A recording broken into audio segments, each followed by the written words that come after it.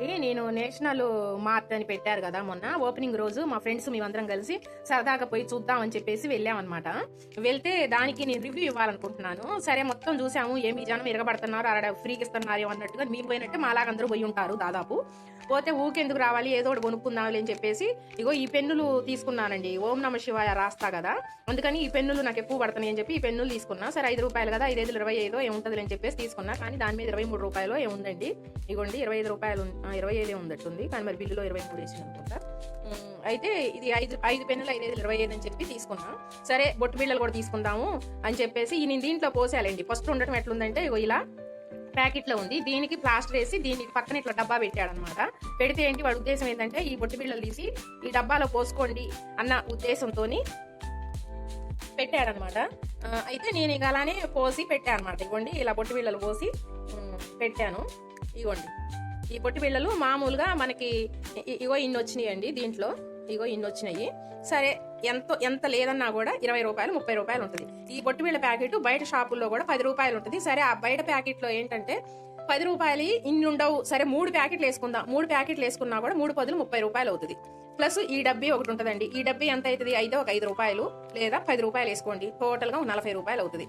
40 రూపాయలు వేసుకున్నా కూడా ఈ బొట్టు బిళ్ళలు ఏమైనా క్వాలిటీ సోదా అనుకోవటానికి సేమ్ బయట బొట్టు బిళ్ళలు 10 రూపాయలు ఎట్లున్నాయో సేమ్ అలానే ఉన్నాయి. ఇవి ఏం తేడా లేవు, అదే బొట్టు బిళ్ళలు. ఇప్పుడు ఎంతో వేసారో తెలుసండి, దీని మీద చూసారా రేటు, ఇదట 99 రూపాయలు కాస్ట్ ఉందంట ఎంఆర్పి, కానీ 82 రూపాయలట.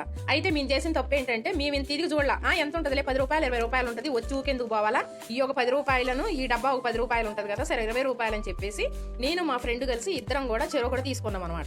తీసుకున్నాక బిల్లు కౌంటర్ కాడికి పోయి బిల్లు వేపిద్దామని చెప్పేసి చూస్తే జనము బాగా క్యూ లైన్ ఉందండి. ఒక 20 నిమిషాలు 30 నిమిషాల దాకా ఈ బొట్టు బిళ్ళల కోసమే నిలబడ్డాం. అప్పటికి కూడా ఇక మా వల్ల అవటం లేదని చెప్పేసి మా ఫ్రెండ్ వాళ్ళే ఇంకొకళ్ళు చాలా సరుకులు తీసుకున్నారు. వాళ్ళకి ఏం చెప్పామంటే, అండి మీరు వచ్చేటప్పుడు నీ డబ్బులు 100 అవుతుంది, సుమారు ఒక 50 రూపాయలు అవుతాను, 100 రూపాయలు అయితే ఇవ్వను, వద్దులేండి మేము కట్టిన తర్వాత మీరు ఇద్దరు లేండి అని అన్నతాను. సరే అని చెప్పేసి మీరు కట్టేసి వచ్చేటప్పుడు వాకింగ్ లో రేపు వస్తారు కదా, కలుస్తారు కదా ఇద్దరు గాను అని చెప్పామన్నమాట. అయితే పాపం వాళ్ళు బిల్లు వేయించుకొని తీసుకొచ్చి మాకు ఇస్తే ఇంకా నేను తనకు డబ్బులు కూడా ఇవ్వలేదండి. పాపం వాళ్ళకే మాకేం తెలుసు వాళ్ళకేం తెలుసు. ఎంత వేసాడు తెలుసా, 82 ఎంత 164 రూపాయలు అనమాట వేసి. మరి స్కెచ్ పెన్నులు మరి 3 రూపాయలు 62 పైసలు అట్టుంది, 20 రూపాయలు 13 పైసలు, టోటల్ ఎంత వేసాడంటే 184 అని వేసిండు. వేసి దీంట్లో మాకేదో సేవింగ్ అట 35 రూపాయలు 25 పైసలు సేవింగ్ అయింది.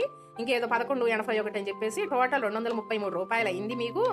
అయితే నేను దాన్ని మళ్ళీ 35 మళ్ళీ ఏంటో మళ్ళీ పెన్సిల్ ఏదో 35 వేసిండు. టోటల్ గా మా డబ్బులు అయితే మాత్రం 82 బొట్టు బిళ్ళలు 164 ప్లస్ ఈ స్కెచ్ పెన్నులు మరి ప్రోమో డిస్కౌంట్ రౌండ్ ఆఫ్ 25. అసలు నాకు ఇది అర్థం కాలేదు. టోటల్ గా అయితే మాత్రం 184 రూపాయలు మేము ఇప్పుడు వాళ్ళకి డబ్బులు కట్టాలన్నమాట.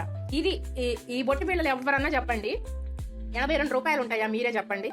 నేను ఎందుకంటే చాలా మంది ఎగబడి పోతున్నారు కదా, తెలుసుకుంటారన్న ఉద్దేశంతోనే నేను ఈ వీడియో పెడుతున్నా. ఓకే నా ఫ్రెండ్స్, నిర్ణయించుకోండి. నాకు వాళ్ళ మీద కోపం కాదు, వేరేం కాదు. నాకు ఇది అసలు నిష్టన్నయ్య 82 రూపాయలు ఏంది, నేను 10 రూపాయలు 20 రూపాయలు తీసుకొచ్చుకున్న బొట్టు బిళ్ళలు 82 రూపాయలు వేసిండని నిష్టన్నయ్య ఈ వీడియో పెడుతున్నా.